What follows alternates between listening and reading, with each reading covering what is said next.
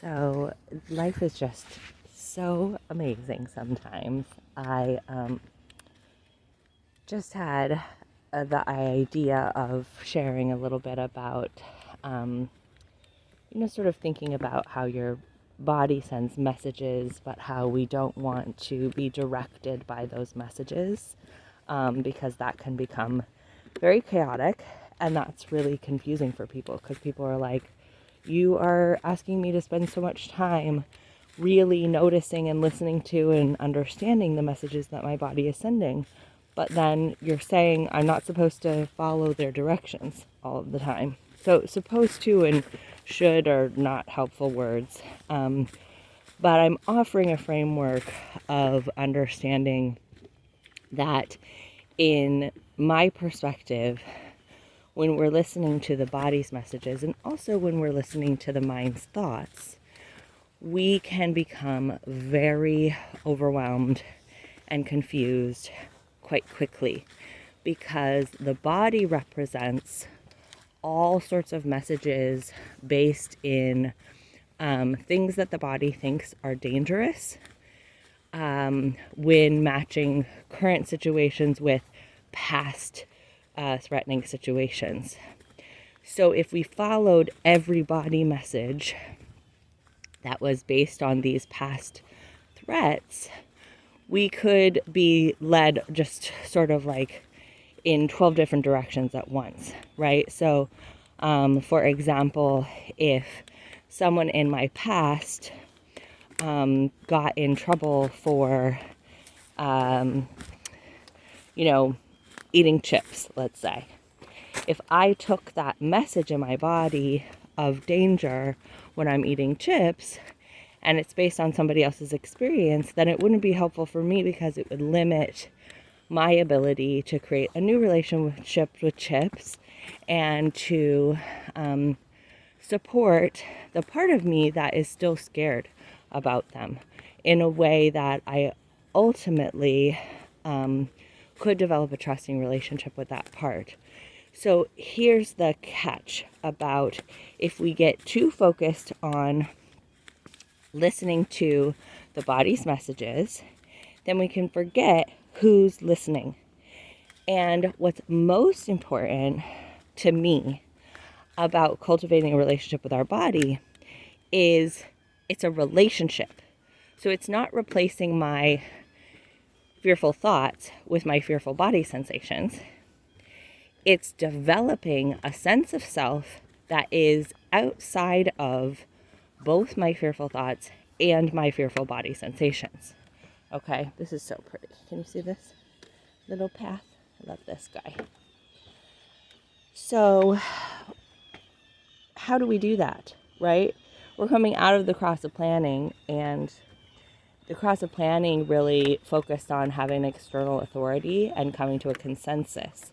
So, religions are an excellent example of how the cross of planning gave us a sense of something outside of our fearful thoughts and our fearful body sensations to orient to, right? An anchor for us to be able to come to, okay, my body's scared, my thoughts are scared, but I have been taught this concept of God or these religious rules, and so I can steady myself by following these rules or surrendering to this outside authority that I'm calling God.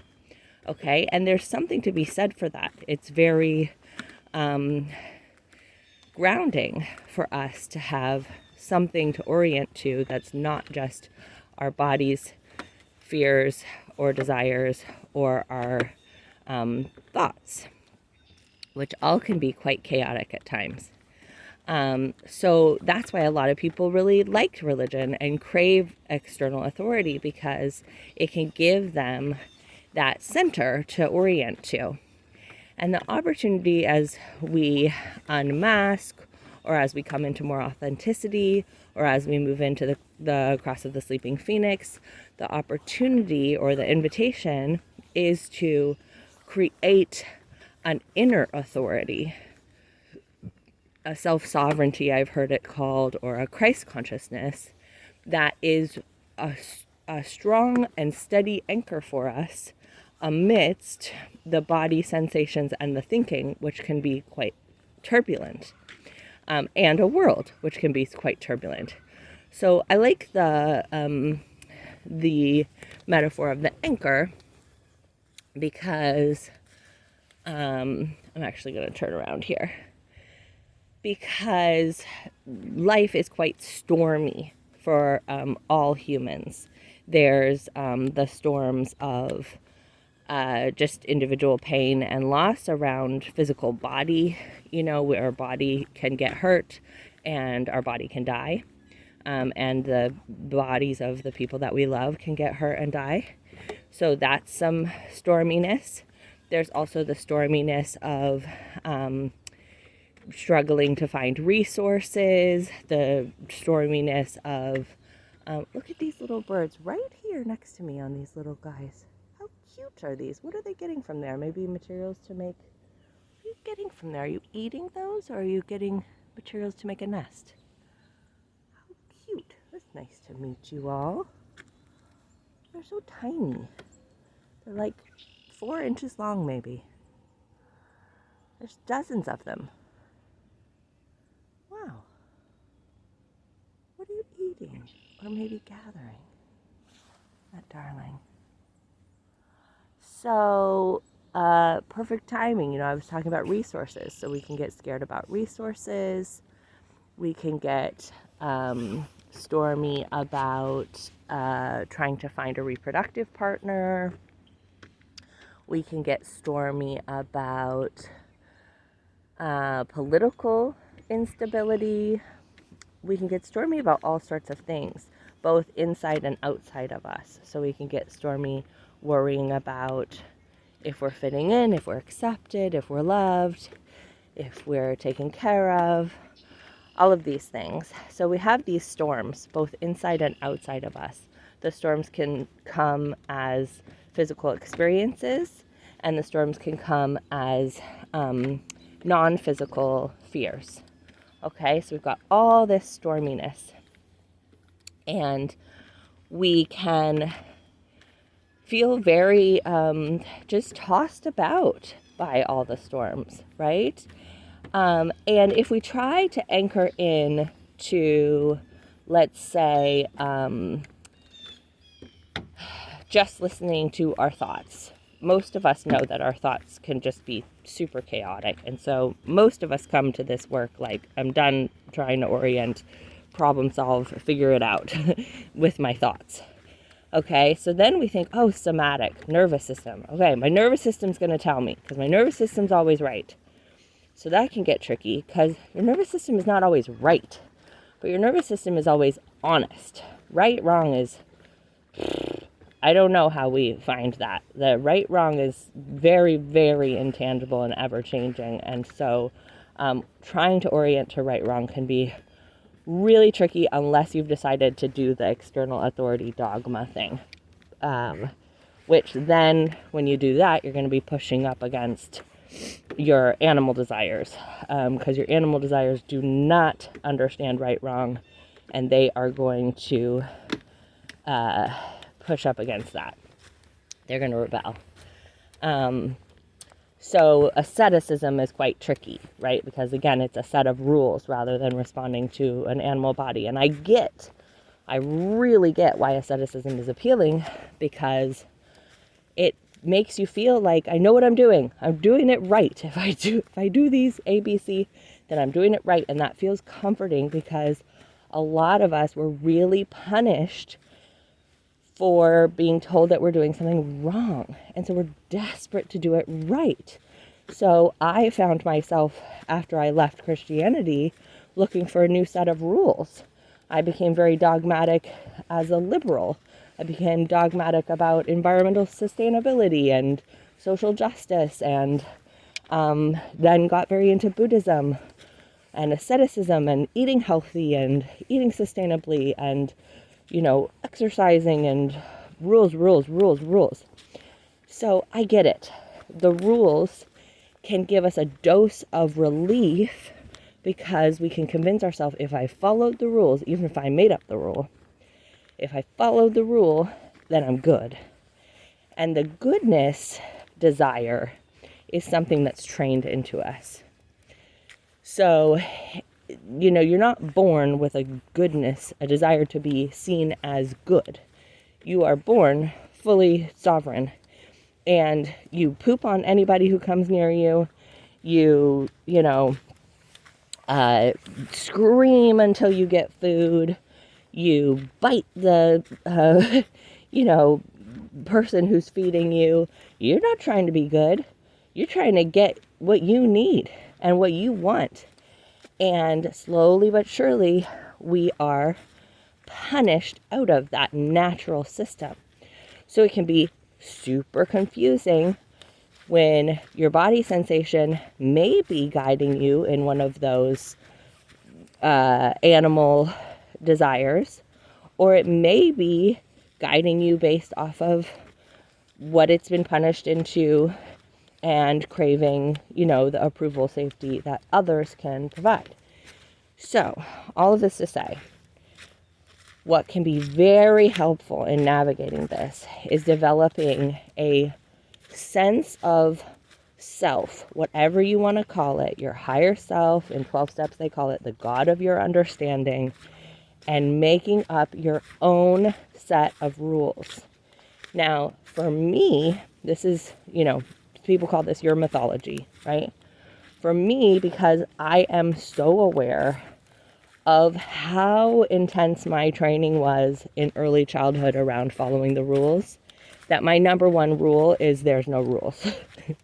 So for me, my mythology is I will reevaluate everything every 30 seconds.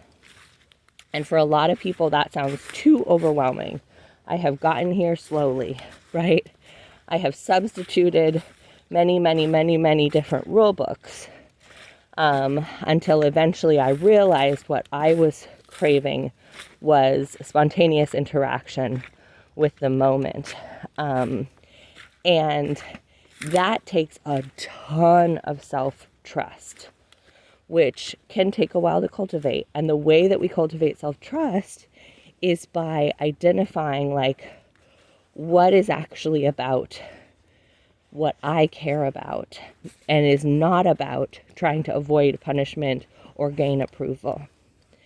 So in any moment, inviting in that question on a very small scale. So I've been, cultivating this self-trust for 10 years.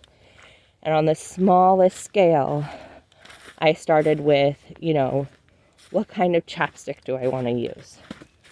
And am I making this choice based on approval of others or avoiding punishment?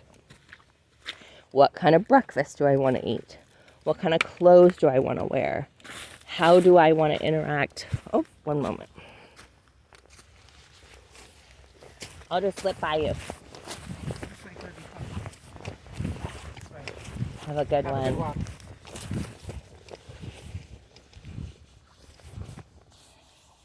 Okay. That was so good.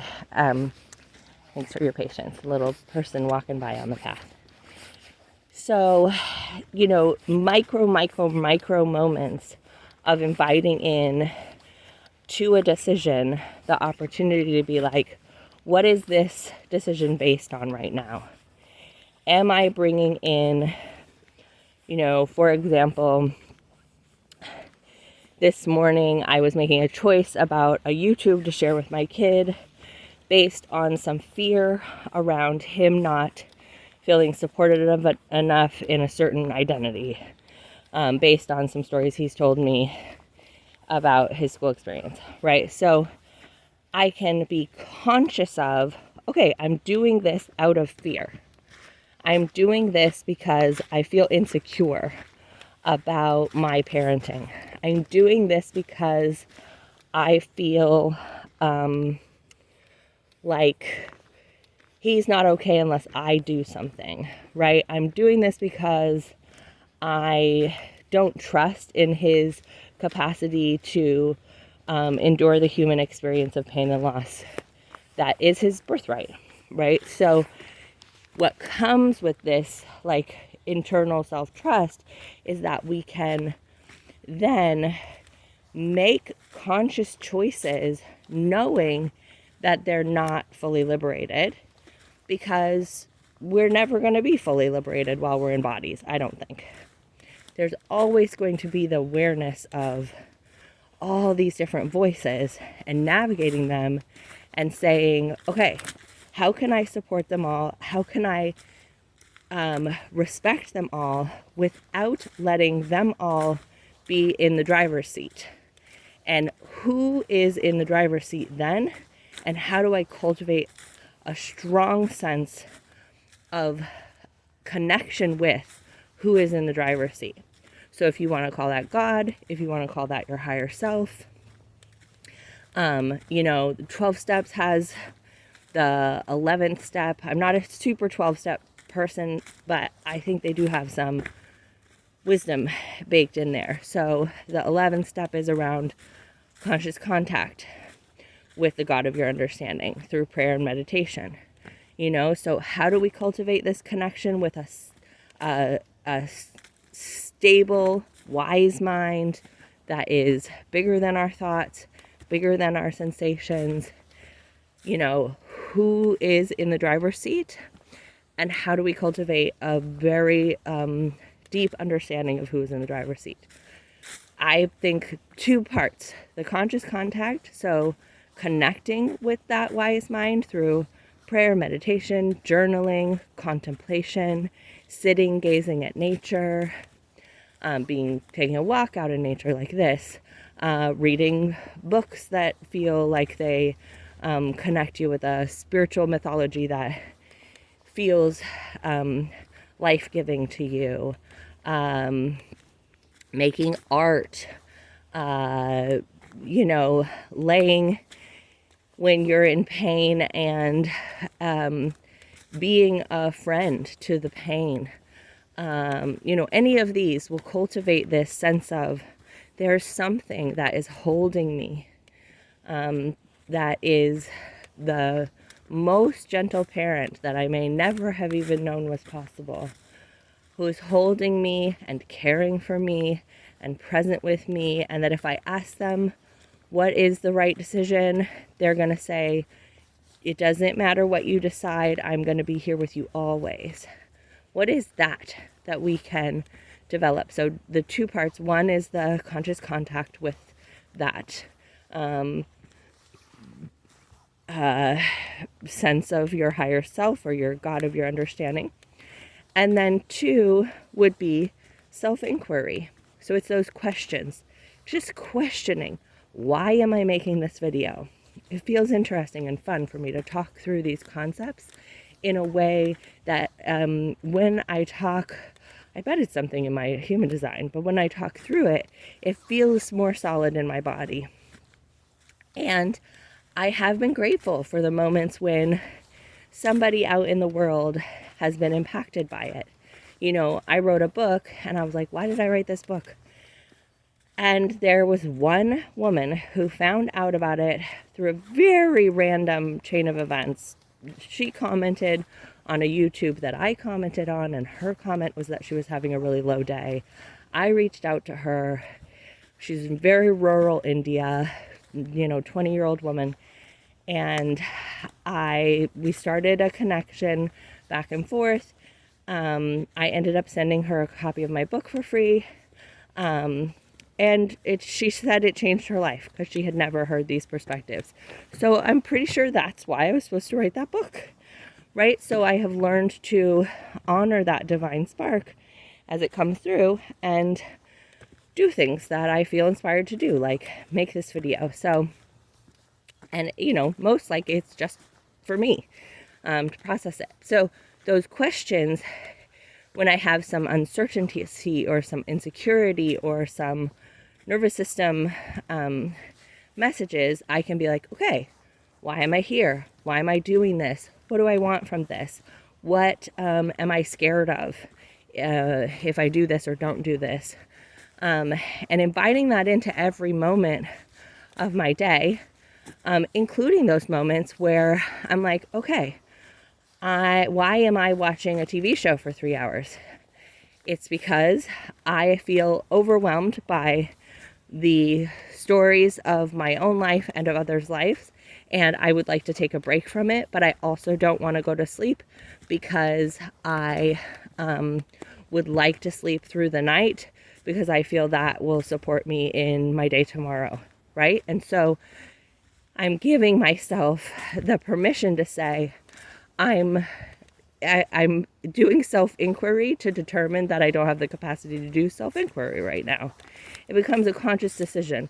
Why am I eating a whole bag of candy? Because it feels soothing and comforting, and I am aware that it may be difficult for my body to process these chemicals or whatever is in there that maybe someone might call unhealthy. But I'm willing to do that because today that feels like where I want to, the direction I want to move in, and I'm comfortable understanding all of the different aspects of how that's going to affect my life, right? So it's like inviting in that self-inquiry and then giving yourself permission to have the capacity to do the self-inquiry, not have the capacity to do the self-inquiry, to recognize that you're making a conscious choice to do something that may not line up with your values, to recognize that you might want to disassociate, or you might want to freak out a little bit, whatever it is, you know, bringing in that self-inquiry allows you to connect with that sense of higher self or God of your understanding and be like, all right, yeah, we know what we're doing. We're not just like blindly doing something that we then are going to beat ourselves up about. So for the TV example, you know, before I developed this conscious relationship with my big S self, I may have felt very guilty or ashamed that I spent 3 hours watching TV, for example. But now, because I'm like, okay, this is what I want to do right now, I've thought through it, and I feel like this is going to be soothing and helpful and support my long-term goals. Then when that guilt comes up later, I'm like, no, we already thought through this, and I can run you through that same decision-making process again.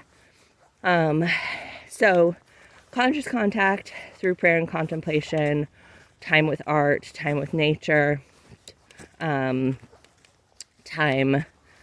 with movement, singing, any of those that feel like a connection of holiness to you, writing, journaling, conscious contact, and self-inquiry are two pieces that I feel are very supportive to developing your sense of the big S self, which can then be an anchor for you to slowly but surely realign yourself with a self-directed rather than other-directed, and not in the service to self kind of way, but in a service to other kind of way.